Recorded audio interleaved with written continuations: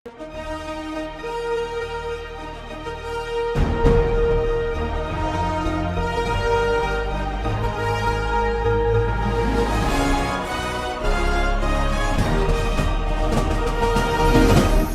பார்த்து கொண்டிருப்பது உங்கள் ஜாஷ்வா டிவி. சகல ஜனங்களுக்கும் நற்செய்தி.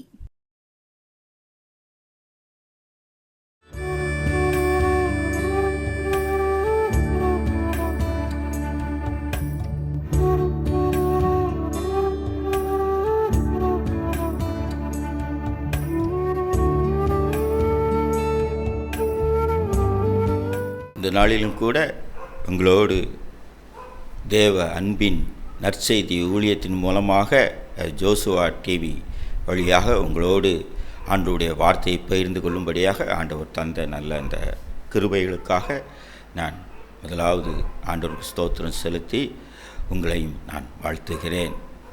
இயேசுவின் நாமத்தினாலே வாழ்த்துகிறேன். பாருங்கள், இந்த நாளிலும் தியானிக்கும்படியாக சங்கீதம் 54:7 வசனத்தை நாம் வாசிக்கலாம். அவர் எல்லா நெருக்கத்தையும் நீக்கி என்னை விடுவித்தார்.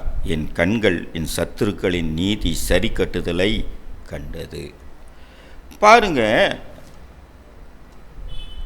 அநேகர் எவ்வளவோ தேவைகளோடு, பிரச்சனைகளோடு, போராட்டங்களோடு, இன்னும் பார்த்தீங்கன்னா இழப்புகளோடு, இன்னும் அவமானங்களோடு, தடைகளோடு, தோல்விகளோடு, இல்லை குறிப்பிட்ட ஏதோ ஒரு காரியத்தில் ஏன் எனக்கு இந்த நெருக்கம், ஏன் இந்த காரியத்தில் எனக்கு ஏன் மாறவே இல்லை என்று சொல்லி நீங்கள் இந்த காரியத்தை குறித்து நெருக்கம் உங்கள் வாழ்க்கையில் ஒருவேளை இப்படிப்பட்ட நெருக்கங்கள் காணப்படலாம்.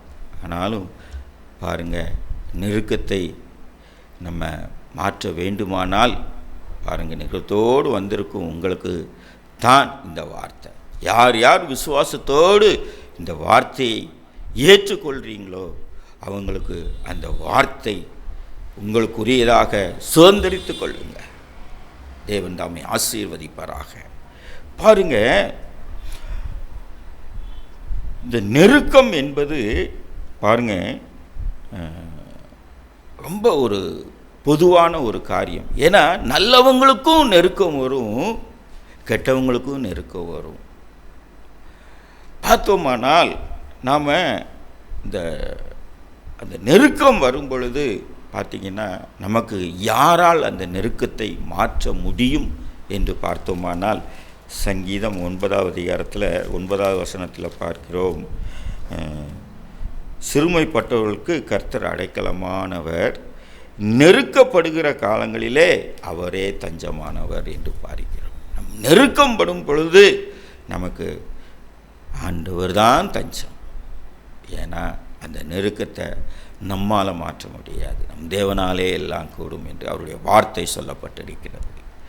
பாருங்கள், வேதாகமத்தில் சாமுவேல் தீர்க்கதரிசியினால் அபிஷேகம் பண்ணப்பட்ட சவுல் மற்றும் தாவீது அரசருடைய காரியங்களை இந்த நாளிலும் நான் உங்களோடு பகிர்ந்து கொள்ளும்படியாக ஆண்டவர் எனக்கு அந்த காரியத்தை குறித்து பேசியிருக்கிறார். ஆகவே அந்த காரியத்தை நான் உங்களோடு பகிர்ந்து கொள்கிறேன். பாருங்கள், சவுல் ராஜாவை குறித்து நாம் பார்க்கிறோம். 1 சாமுவேல் 28ஆம் அதிகாரத்தில் ஆண்டவர் முதலாவது அபிஷேகம் பண்ணப்பட்ட மன்னன் அந்த சவுல். அவருக்கு இந்த 28ஆவது வசனத்தில் பார்க்கிறோம். 28ஆவது அதிகாரம் 15வது வசனத்தில் சவுல், நான் மிகவும் நெருக்கப்பட்டிருக்கிறேன் என்று சொல்லப்பட்டிருக்கிறது. பாருங்க, அந்த நெருக்கத்தில் ஏன் அந்த நெருக்கம் அவருக்கு வந்தது என்றால், கர்த்தர் சாமுவேலின் மூலமாக என்ன சொல்கிறார், சில காரியத்தை ஆண்டவர் சாமுவேல் மூலமாக சொல்கிறார். நாம் பார்த்தோமானால் 1 சாமுவேல் 15வது அதிகாரத்தில் 11வது வசனம் பார்த்தோம்னா, நான் சவுலை ராஜாவை ஆக்கினது எனக்கு மனஸ்தாபமாய் இருக்கிறது, அவன் என்னை விட்டு திரும்பி என் வார்த்தைகளை நிறைவேற்றாமல் போனான் என்றார். பாருங்க, சாமுவேல் தீர்க்கதரிசி மூலமாக நான் அவனை ராஜாவாக்குறது என் மனம் வருத்தமாக இருக்கிறது, ஏன்னா என் சொல்ல அவன் கேட்கல என்று சொல்லி சொல்கிறாரு. உடனே அது என்ன காரியம் என்று பார்த்தால் பாருங்கள், தீர்க்கதரிசி மூலமாக சவுல் மன்னனிடத்தில் சாமுவேல் தீர்க்கதரிசி வந்து சொல்கிறாரு, சேனையில் கர்த்தர் சொல்கிறது என்றால்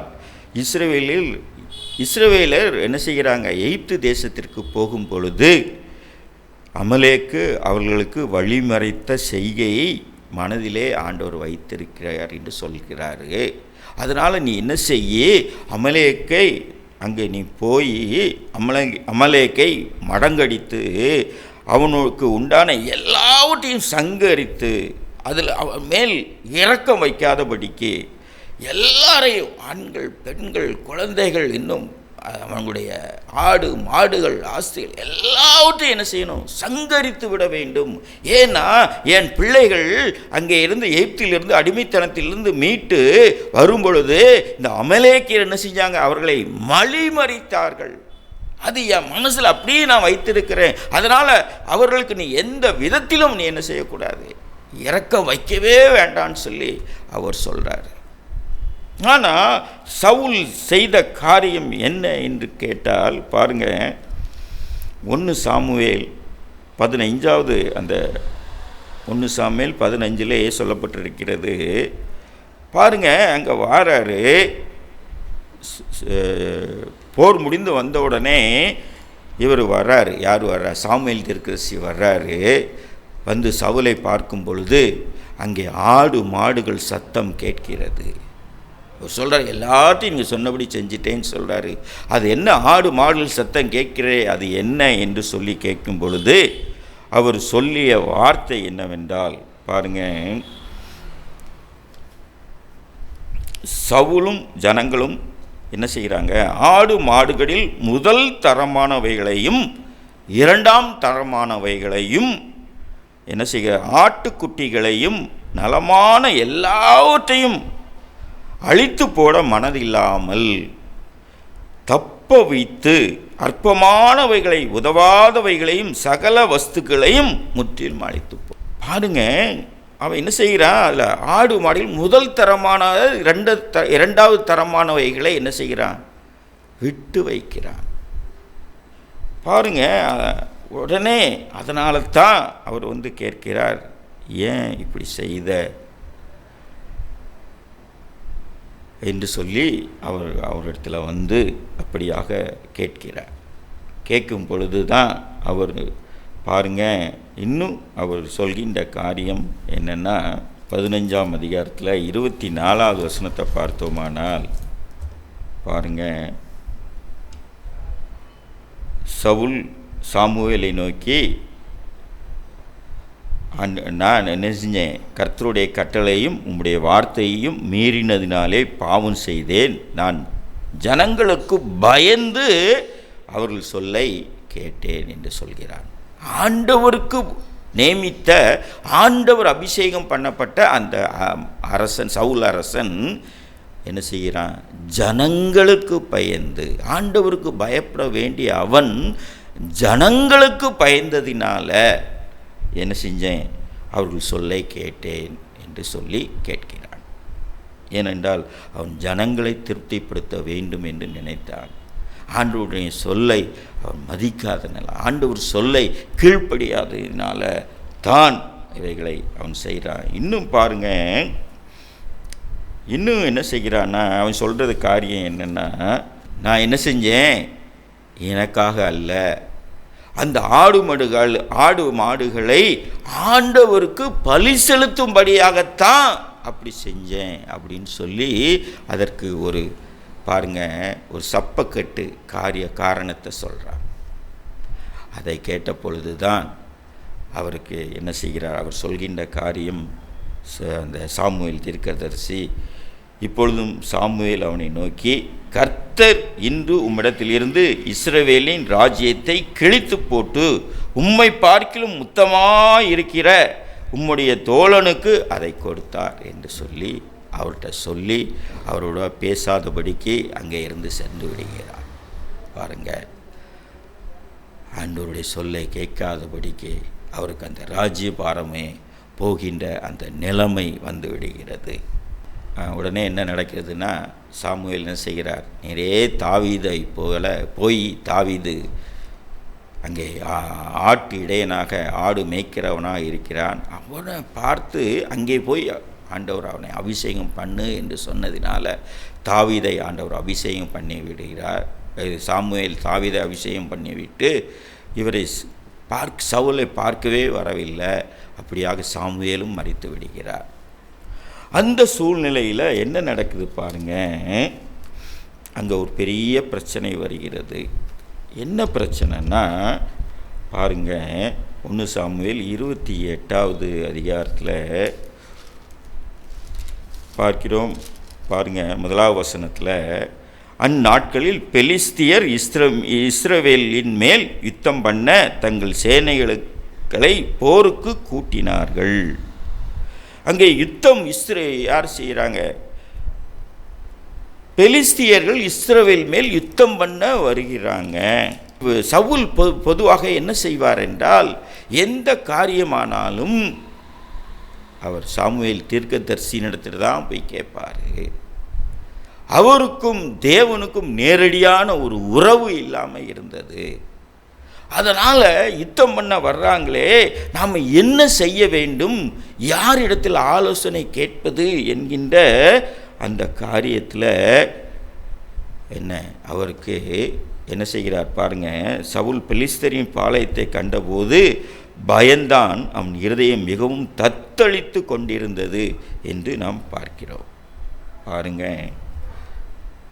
உடனே என்ன செய்கிறான் தெரியுமா, எப்படியாவது சவுல் தீர்க்கதரிசியை இறந்து விட்டார், ஆனால் அவரோடு பேச வேண்டும் என்று அவர் ஒரு முடிவெடுக்கிறார். என்ன செய்கிறார் என்றால், அவர் வேஷம் மாறி என்ன செய்கிறார், அவருடைய ஊழியக்காரரை நோக்கி, நீங்கள் அஞ்சனம் பார்க்கின்ற யாராவது இருக்கிறார்களா என்று எனக்கு தெரிந்து கொண்டு வா என்று சொல்கிறார். அஞ்சனம் பார்ப்பது என்றால் அதை போய் அந்த அசுத்த ஆவிகளை வரவழைத்து பேசுகின்ற ஒரு காரியம், ஆண்டவருக்கு அருவருப்பான காரியம். சவுல் அரசனே என்ன செஞ்சார், அப்படிப்பட்ட அஞ்சனம் பார்க்கின்றவர்கள் தன் தேசத்திலே இராதபடிக்கு விரட்டி அடித்த அதே சவுல் மன்னன் இங்கே அஞ்சனம் பார்க்கின்றவர்களை தேடி வருகின்ற ஒரு காரியம் வருகிறது. பாருங்க, வேஷம் மாறி போறாரு. போய் எனக்காக சாமுவேல் தீர்க்கதரிசியை அழைத்து பேசு என்று சொல்கிறார். பாருங்க, ஒரு பரிதவிக்கப்பட்ட ஒரு நிலைமை. எங்கே போய் ஆண்டவரால் அபிஷேகம் பண்ணப்பட்ட ஒரு அரசன் எங்கே போய் நிற்கிறார் என்றால், அஞ்சனம் பார்க்கின்ற ஒரு ஸ்திரீனிடத்தில் போய் அங்கே போய் நிற்கிறார். பாருங்க, எவ்வளோ பெரிய ஒரு தேவையில்லாத ஒரு காரியம் எங்கே கொண்டு நிறுத்திவிட்டது பாருங்கள். அது ஆண்டவருக்கு பிடிக்காத அருவருப்பான ஒரு காரியங்கள். அவன் அதில் போய் நிற்கிறாரு. அதனால் பார்த்தீங்கன்னா அவருக்கு கிடைத்த அந்த தண்டனை என்னன்னா பார்க்கிறோம். பாருங்க, அதே இதில் 1 சாமுவேல் 31ஆம் அதிகாரத்தில் என்ன நடக்கிறதுனா பாருங்க, 2வது வசனம், பெலிஸ்தர் சவுலையும் அவன் சகோதரனாகிய நெருங்கி தொடர்ந்து சவுலின் குமாரனாகிய யோனத்தானையும் அபினதாவையும் மல்கி குசுவையும் வெட்டி போட்டார்கள். மகன் இறந்து விடுறான். இன்னும் பார்த்தோமானா சவுலுக்கு விரோதமாக யுத்தம் பலத்ததினால் வில் வீரர்கள் அவனை கண்டு நெருங்கினார்கள். அப்பொழுது சவுல் வில் வீரர்களால் மிகவும் காயப்பட்டு விடுகிறான். அவனால் ஒன்றும் செயல்பட முடியாதபடி போய்விடுகிறது. உடனே அவர் சொல்கிறார், நான் இவர்கள் விருத்த சேதனம் இல்லாத இந்த பெலிஸ்தர்களோட்ட மாட்டிக்கொண்டு, ஏன்னா மாட்டினா அவரை சித்திரவதை செய்து கொள்வார்கள், மாட்டிக்கொள்ளாதபடிக்கு நீ என்ன செய், என்னை குத்து என்று குத்தி போடு என்று சொல்கிறார். அவனோ ராஜாவை கொல்வதற்கு பயந்து பின்வாங்குகிறார். உடனே சவுல் என்ன செய்கிறார், தன்னுடைய ஈட்டியை நிறுத்தி அதன் மேலே விழுந்து அவன் சாகின்ற அந்த பரிதாபகரமான ஒரு சூழ்நிலை அங்கே வருகிறது. அவன் சவுல் மரித்து போய் விடுகிறான்.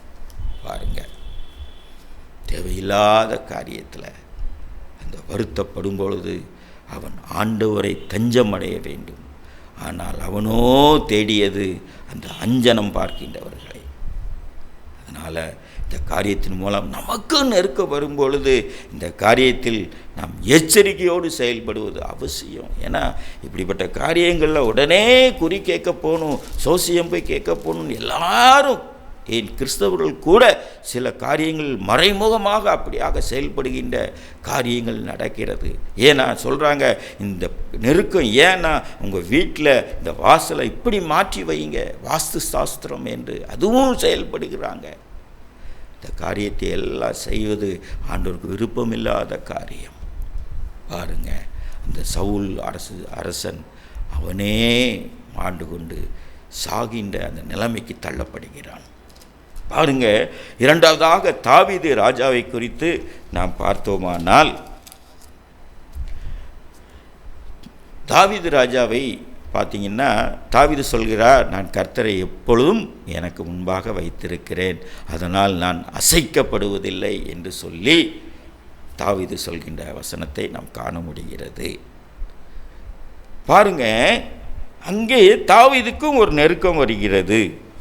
அந்த 1 சாமுவேல் 30வது அதிகாரத்தில் நம்ம 6வது வசனம் பார்த்தோம்னா, தாவீது மிகவும் நெருக்கப்பட்டான் என்று பார்க்கிறோம்.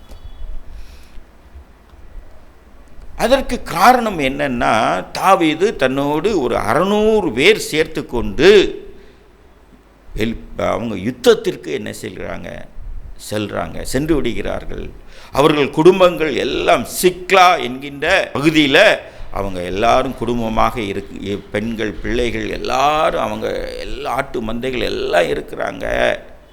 அப்போது யார் வர்றாங்கன்னா பாருங்க, அமலேக்கர் என்ன செய்கிறாங்க, அப்போது என்ன நடக்கிறதுனா, அந்த சிக்லாக்கு வந்து எல்லாவற்றையும் எரித்து போட்டு அந்த பெண்கள் குழந்தைகள் எல்லாரையும் அடிமையாக அவங்க எல்லாவற்றையும் அபகரித்து எடுத்துக்கொண்டு சென்று விடுகிறாங்க.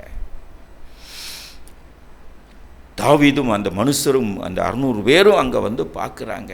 அங்கே வந்து பார்த்தா அது எல்லாம் அக்கினியால் சுட்டு எரிக்கப்பட்டது என்றும், தங்கள் மனைவிகளும் தங்கள் குமாரரும் தங்கள் குமார்த்திகளும் சிறைப்பிடித்து கொண்டு போகப்பட்டார்கள் என்று கண்டு கொண்டார்கள். அப்பொழுது எல்லாரும் என்ன செய்கிறாங்க, தங்களுக்கு அழுகிறதுக்கு பலன் இல்லாமல் போகும் மட்டும் அழுதார்கள் என்று சொல்லப்பட்டிருக்கிறது. அவ்வளோ அழுகிறாங்க.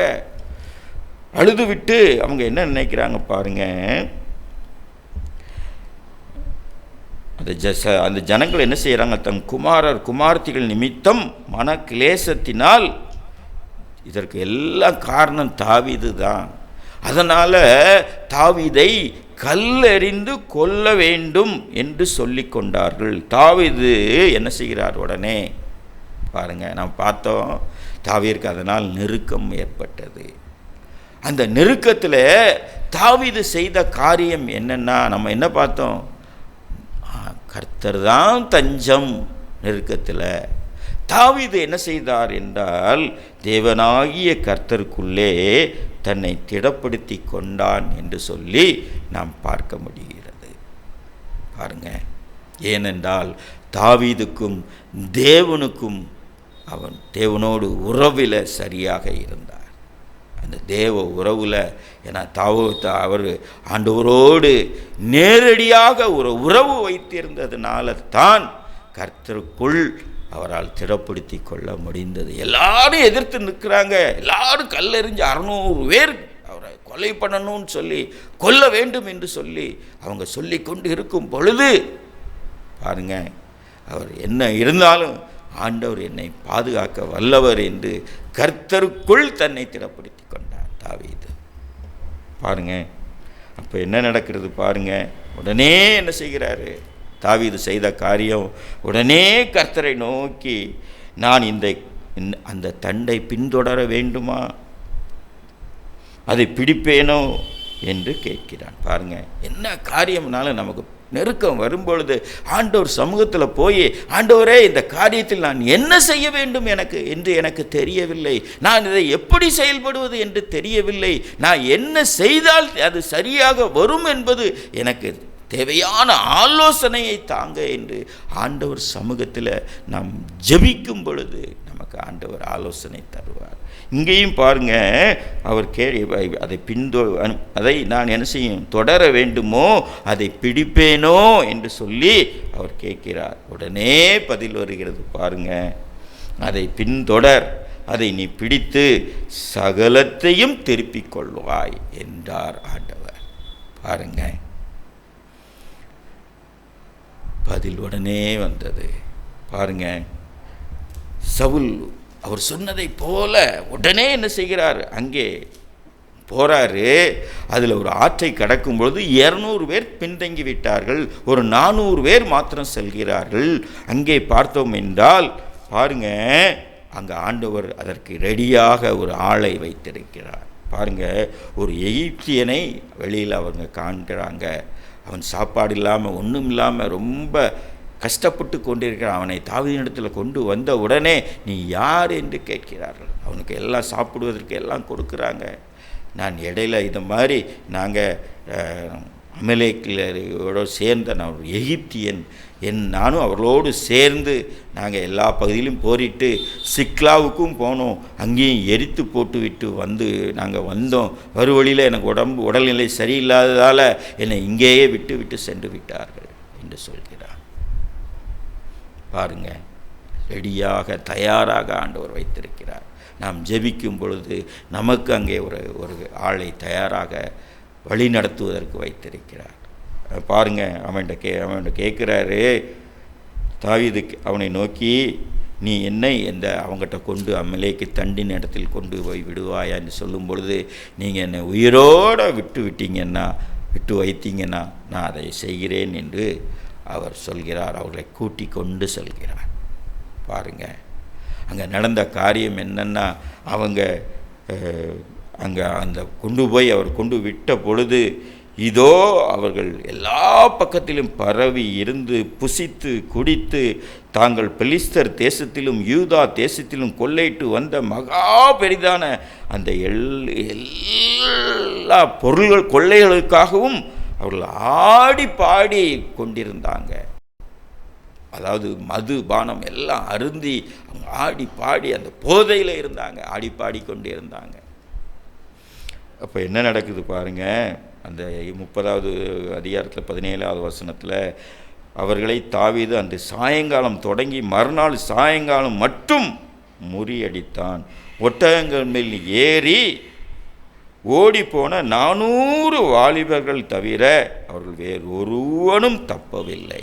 பாருங்க, தப்பாதபடிக்கு அவங்கள எல்லாத்தையும் என்ன செய்கிறான், அவங்க எல்லாத்தையும் என்ன செய்கிறான், அழித்து அவங்களை விடுகிறான். அப்போ 19 வசனம் பாருங்கள், அவர்கள் கொள்ளையாடி கொண்டு போன எல்லாவற்றிலும் சிறியதிலும் பெரியதிலும் குமாரரிலும் குமாரத்திகளிலும் ஒன்றும் குறைபடாமல் எல்லாவற்றையும் தாவீது திருப்பி கொண்டான்.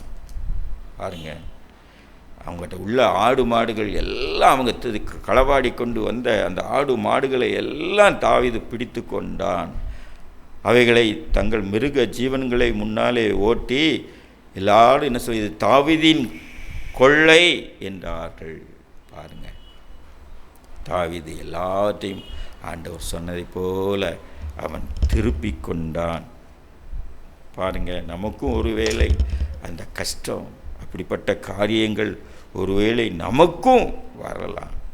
ஆனாலும் கூட நாம் ஆண்டவரிடத்தில் தஞ்சம் படைந்து ஆண்டவரிடத்தில் நம்ம காரியத்தை சொல்லும் பொழுது ஆண்டவர் நமக்கு போதுமானவராக இருக்கிறார். நாம் ஜெபிக்கலாம். ஸ்தோத்திரம் ஆண்டவரே, நன்றி ஆண்டவரே. ஆண்டவரே, இந்த நெருக்கத்தில் நாங்கள் எப்படி செயல்படுவது என்று சொல்லி ஆண்டவரே, நீங்கள் நெருக்கத்தை மாற்றுகிற தேவனாக இருப்பதற்காய் ஸ்தோத்திரம் ஆண்டவரே. எங்களோடு பேசினீங்க ஆண்டவரே. சவுல் அரசன் தாவீது அரசனை பற்றி எங்களோடு பேசினீங்க. 2 பேருக்கும் நெருக்கம் வந்தது.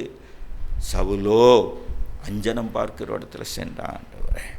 அவன் நிலைமை பரிதாபமாக இருந்தது ஆண்டவரே.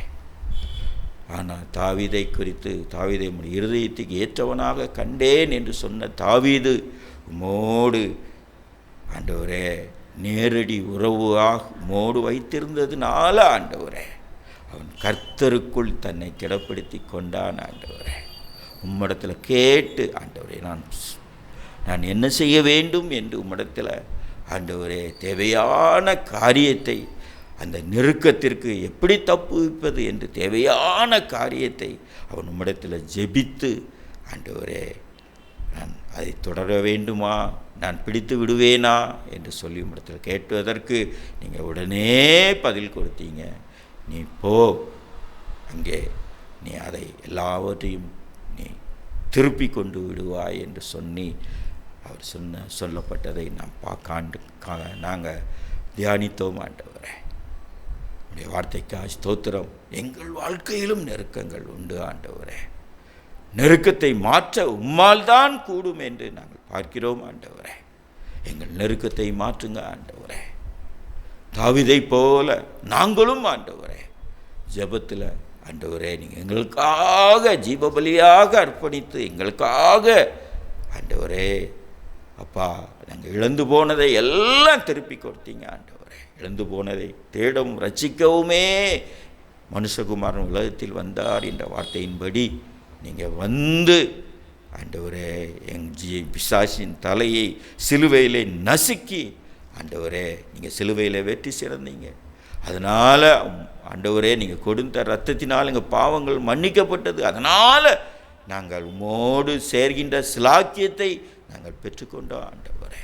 அந்த கிருபை விருதாவாய்க்காதபடிக்கு ஆண்டவரே நாங்கள் உம்மை ஆண்டவரே முன் வைக்கத்தக்க கிருபைகளை எங்களுக்கு தாங்க. எந்த நெருக்கங்கள் வந்தாலும் உடனே உம்முடைய சமூகத்தில் வந்து ஜெபித்து அதற்கான வழிநடத்துதலை உம்முடைய வார்த்தையின் மூலமாக நாங்கள் பெற்றுக்கொண்டு நாங்கள் செயல்படத்தக்க கிருபைகளை தாங்க. யார் யார் நெருக்கத்தோடு இவைகளை பார்த்து கொண்டிருக்கிறார்களோ அவர்கள் நெருக்கங்கள் எல்லாம் இயேசுவின் நாமத்தினாலே மாறுவதாக ஆண்டவரே. நான் இவர்களோடு இந்த வார்த்தையை அனுப்புகிறேன் ஆண்டவரே. ஏற்ற நேரத்தில் அவர்களோடு பேசட்டும். தொடர்ந்து நீங்கள் பதில் தருவீராக. அப்படியானப்பட்ட கிருபைகளை நீ தந்ததற்காய் ஸ்தோத்திரம். இயேசு கிறிஸ்துவின் இன்ப நாமத்தில் வேண்டிக் கொள்கிறேன் ஜீவனுள்ள நல்ல பிதாவே. ஆமென், ஆமென்.